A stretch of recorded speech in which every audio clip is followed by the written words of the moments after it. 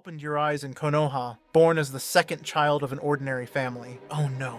You're so unlucky that on the very night you were born, you heard a thunderous roar across the village. What's this? Could it be the nine-tailed fox attacking? You're just a baby, so you can't grasp the chaos around you. But from the destruction caused by the fox, it seems like a massive boulder is about to crash down on the hospital you were born in.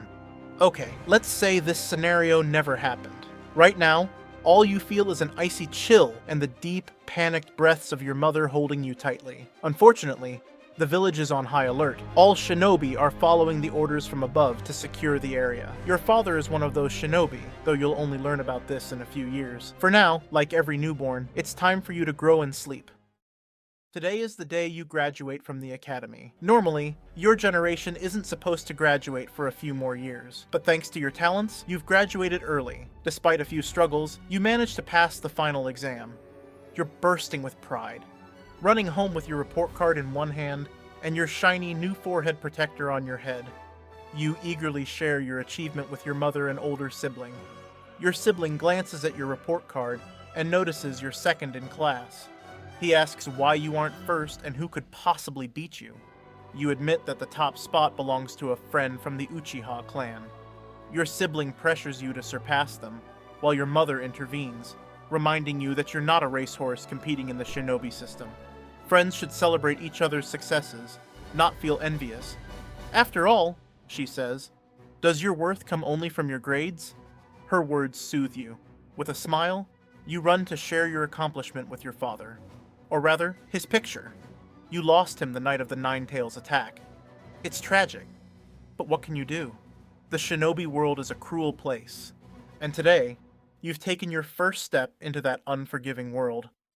In this life, no one knows when they'll die, but shinobi always seem to go first.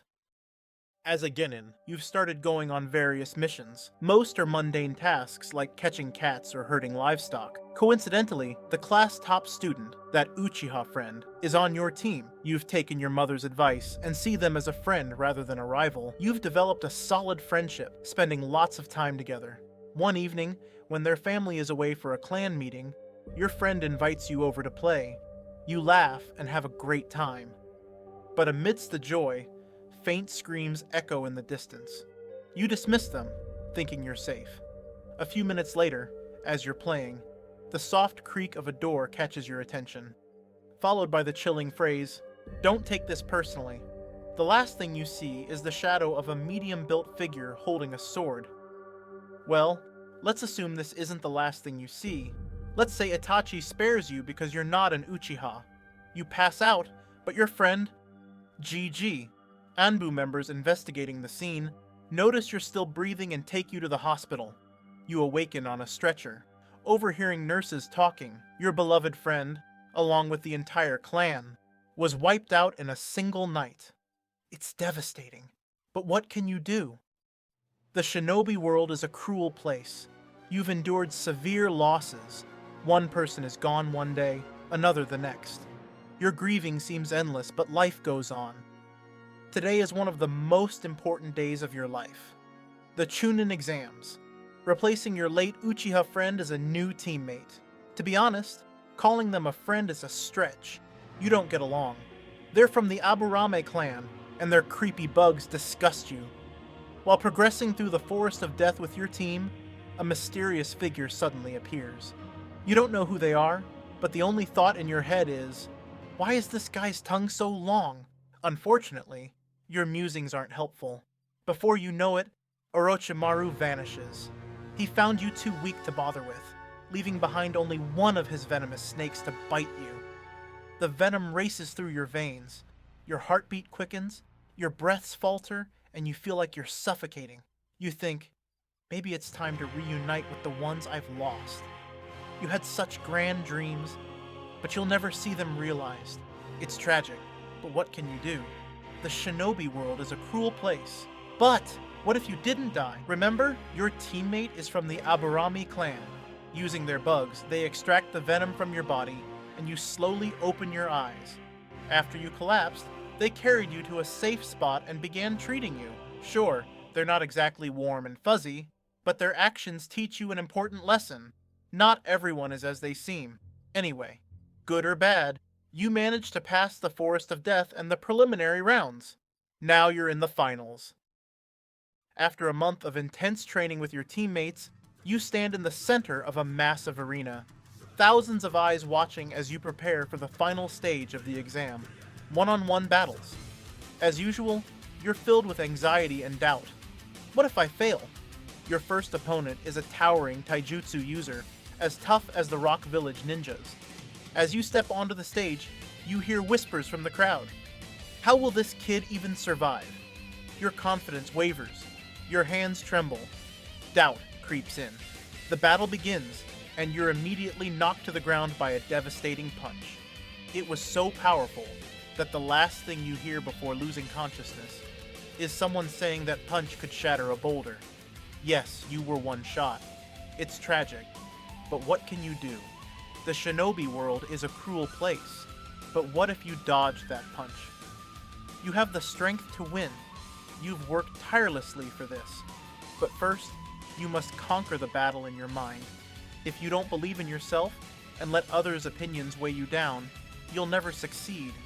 So, with renewed confidence, you dodge the punch. Observing your opponent's movements carefully, you exploit their weaknesses and manage to defeat them. You win your first match, and the crowd is stunned. Now, you believe in yourself, and so do they. After all, if you don't trust yourself, why should anyone else? After winning your match, you retreat to your corner and watch the other fights unfold. Slowly, your turn for the final battle approaches, and with it, your nerves and excitement escalate. The opponents you've observed are undeniably strong. Just as you see your name on the scoreboard and prepare to head down, a figure suddenly appears in the center of the arena. Orochimaru! The arena is shrouded in mist from his summoning technique, and the ground trembles as if struck by a giant hammer. You don't know exactly what's happening, but the feeling is familiar. It's just like the one you had in the forest. Moments later, the hissing sounds confirm your suspicions. In the heart of the arena stands a massive snake, capable of slaughtering thousands. And that's not all. The clanging of swords rings out in the distance.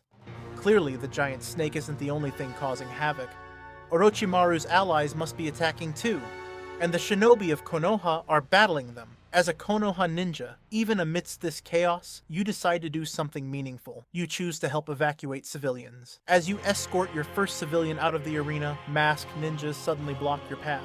Not even a Chunin yet. You stand no chance against these elite enemies. It'll be quick, one of them says, assuring you won't feel much pain. You see them lunging at you. Despite your best efforts to react, they're far out of your league. Worse still, you have a civilian to protect. You manage to hold your ground for a few seconds, but with new orders from above, they decide to finish you off. They cast a genjutsu, and you suddenly find yourself in a serene, heavenly place. But in reality, you're moments away from death, and you don't even realize it. It's tragic, but what can you do?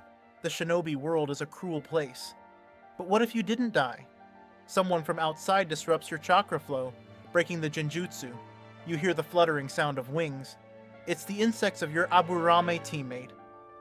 Though you stand no chance against the enemy ninja, your teammates' bugs distract them just long enough for you to escape.